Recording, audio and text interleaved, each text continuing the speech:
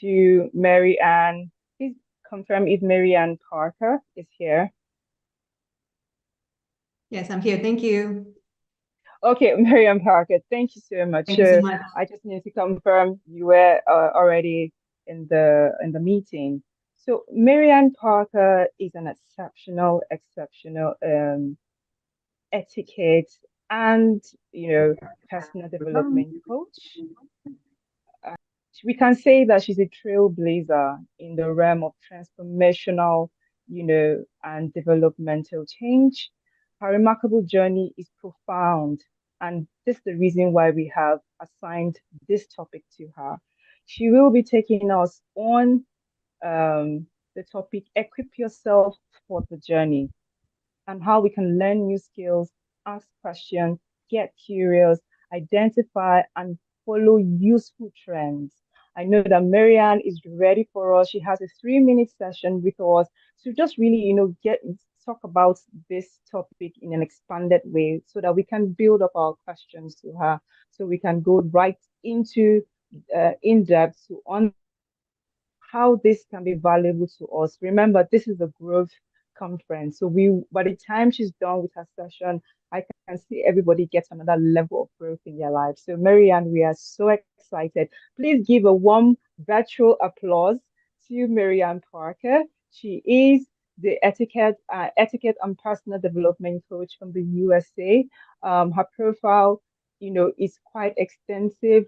If we go on and go on about her profile, we definitely were not going to start this session. But just to give an overview, she is the founder and executive director of Manners, a company that specializes in international business, social luxury, and youth etiquette. She has a decade of experience in helping the interests of luxury brands, businesses, and individuals.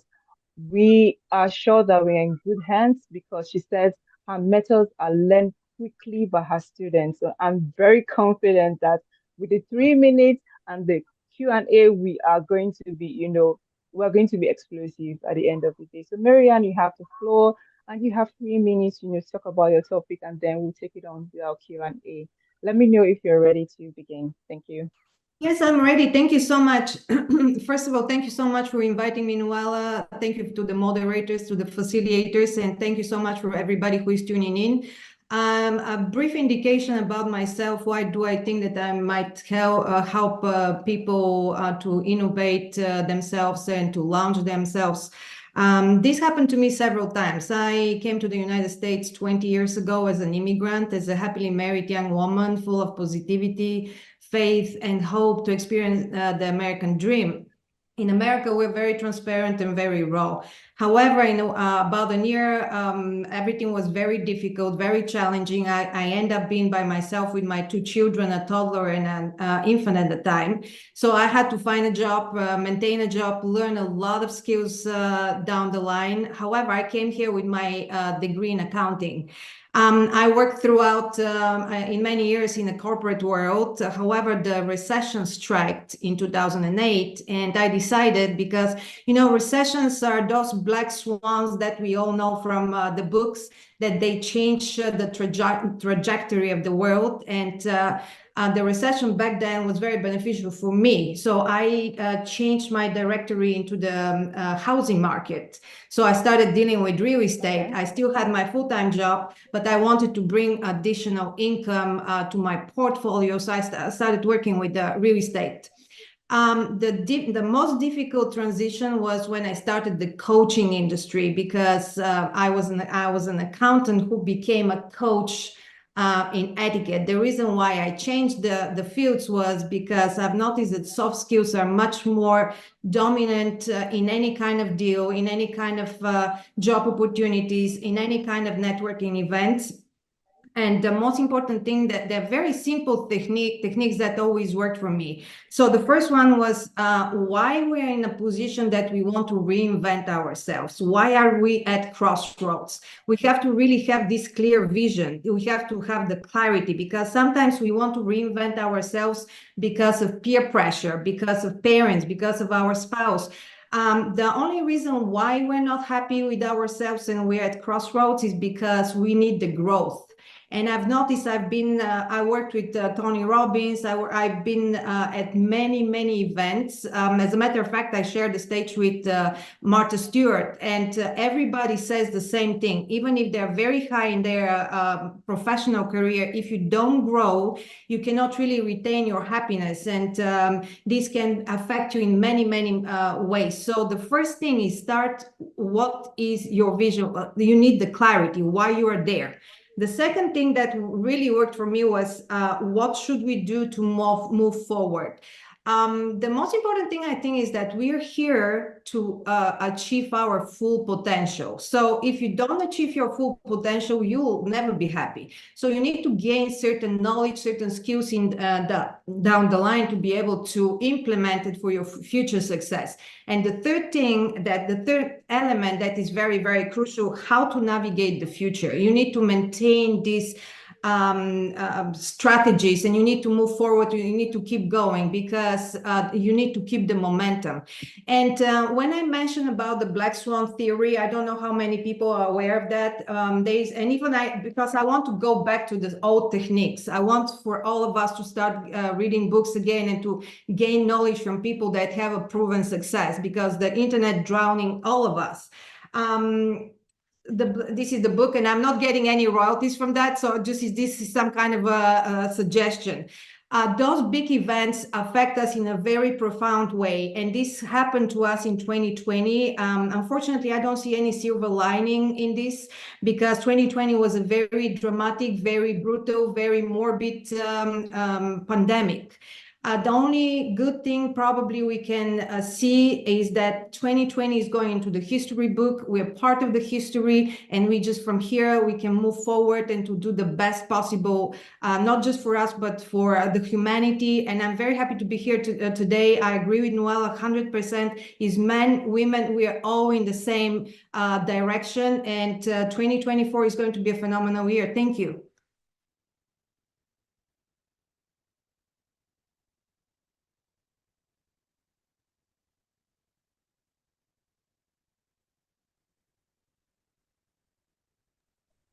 Oh, I wow. cannot hear you. Maryanne, yeah, can you hear me now? Can you hear me now? Thank you so much. Thank you so much. Thank you so much. I picked up a lot of, things that can bubble up as questions, but I'm so excited right now. But let's just start off with, the questions that I had, had in mind before, and now pick on what you just discussed at the moment. So, a lot of people are eager to hear more about equipping themselves because the journey it seems very far ahead. We are sometimes confused, and the world is, rapidly evolving, and trends are changing so quickly. We're speaking today, tomorrow we wake up, it's going to be something else. So we are asking, how can individuals distinguish between fleeting fads and enduring trends worth investing their time and effort in? How can we tell, oh, this is something I should focus on, or this is what I should put aside without having the fear of missing out? That fear of missing out. Am I sure I shouldn't follow this? Everybody's doing it. How do we distinguish between the two? What is that insight that you can help us, narrow in or zero in, that helps us to differentiate the trends that we should follow and the one we should abandon? Thank you. Thank That's you the so much for question. this question. I do apologize if I look down. I wrote down a few things and I really don't want to miss anything. So the first thing is that, the trends are usually very generational. For example, many people from the younger generation are using TikTok. I am not a person who will be using TikTok only if I'm forced to do so.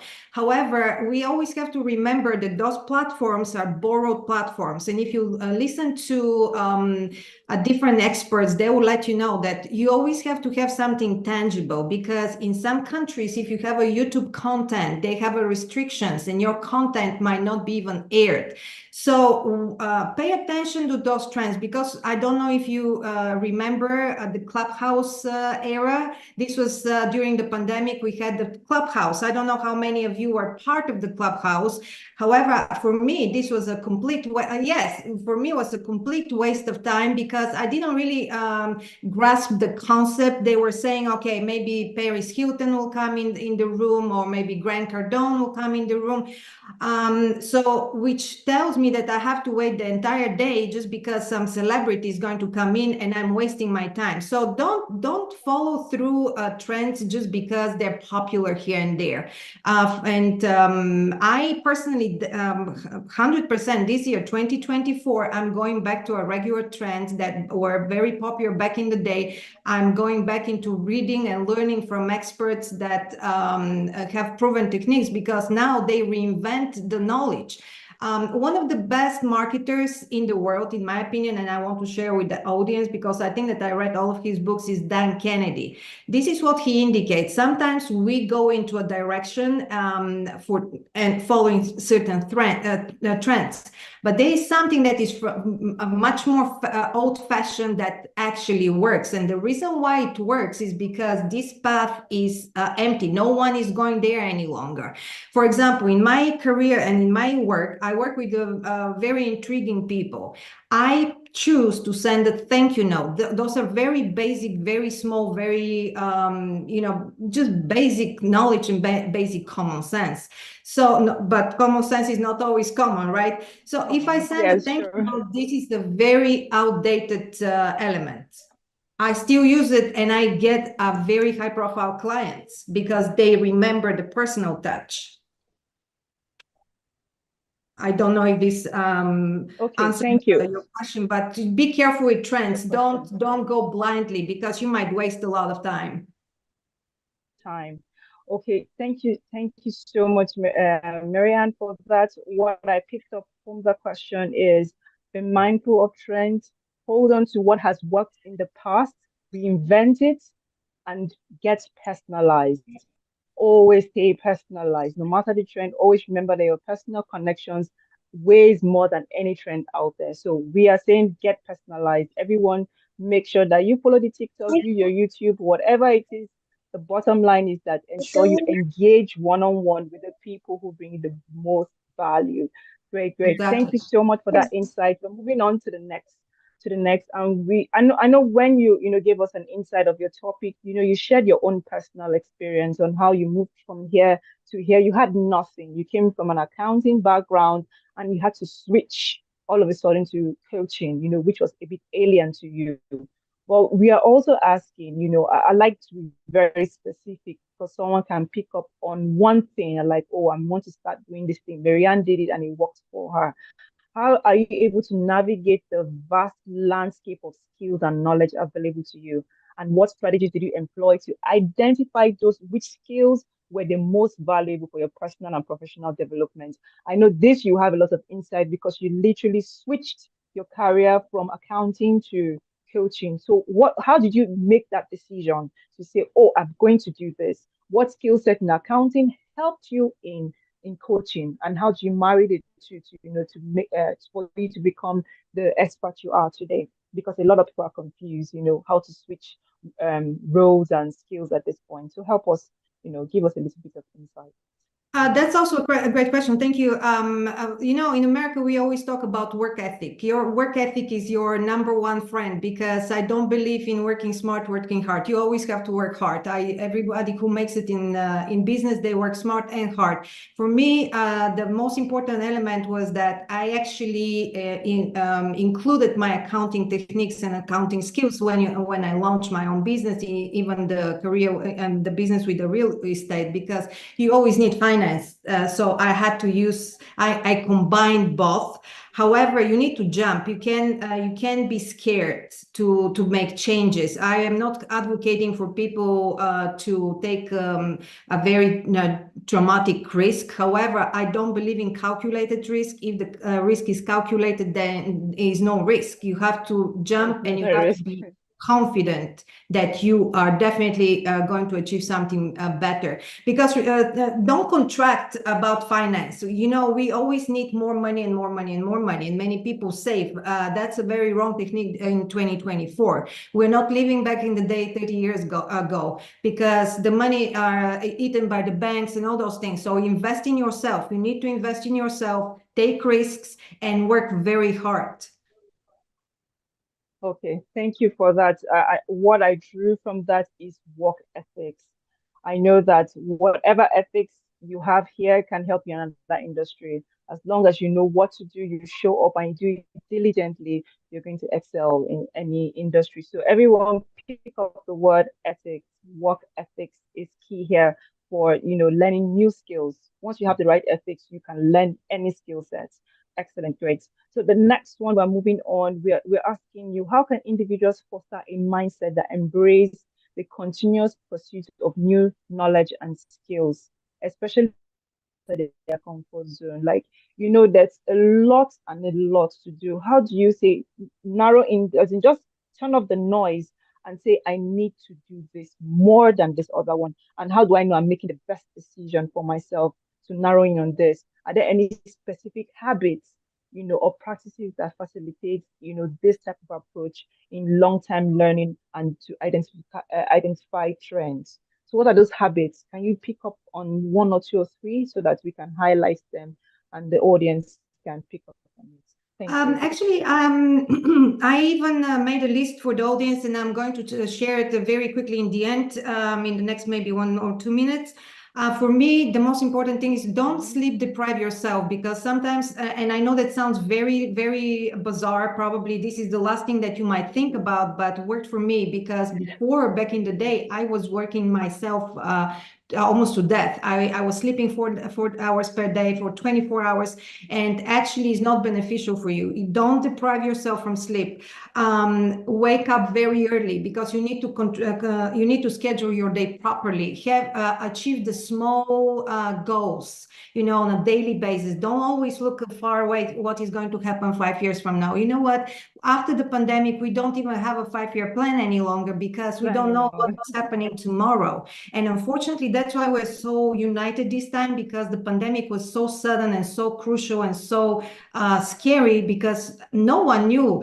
Sometimes pandemics can happen here, there, but there is somebody who is not during living in a pandemic, so we can help each other. This time was different. We were all affected. So take small steps and execute them properly and move forward. Always, this helps me profoundly, because sometimes you feel intimidated. You have this idea what is going to happen in 5 years, and you're going to be this mega billionaire, or you're going to be joining Elon Musk. And this kind of cripples you, because the idea is so big that it becomes really heavy. Start with the little goals, and for me, this worked very, very well. Do you mind if I share a few books for the audience? Just something that was really, Please. they're Yes, not my please. books, guys. Yes, please. I'm not selling. Please share. We're here about the growth, about growth. So please share. Please share. Thank you. Yes, it's 48 Laws of Power by Robert Greene. This is a very old book, 1998, absolute bestseller, mega seller. How to protect yourself from manipulative people in business and anywhere.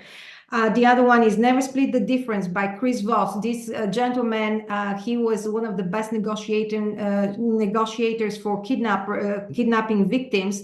However, you can use his techniques in business, because negotiation is going to be always your best friend.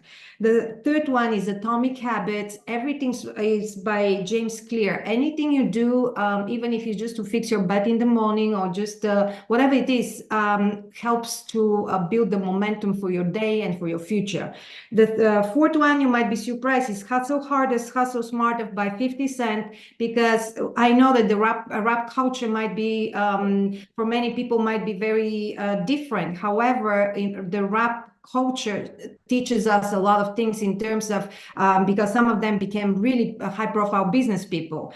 And the fifth book is called The 5 a.m. Club by Robin Sharma. Start your day very early. And please subscribe to Noella's channel, because I think that she will share so many beautiful news for us. And I'm going to leave you with that. Thank you so much for inviting me. Oh, thank you so much, Maryanne. I don't know where to start.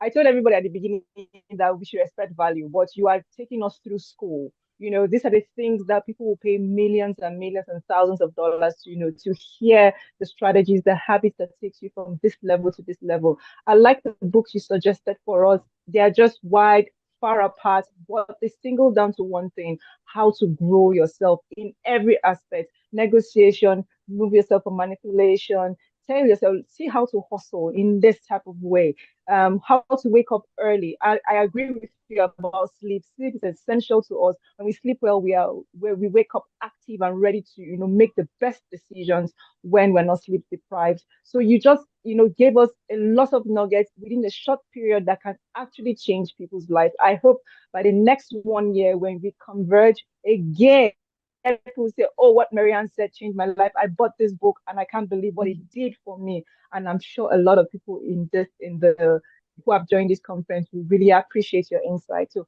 Maryanne, thank you so much. You've been, you Thank started off you. the conference with a blast, with the energy that we need, and we are just going on a roll. So, everyone, please, virtual applause for Maryanne Parker, Thank you who so is an much. etiquette and personal development coach. Thank you so much. We'll meet again and we'll connect again. Thank you, Marianne.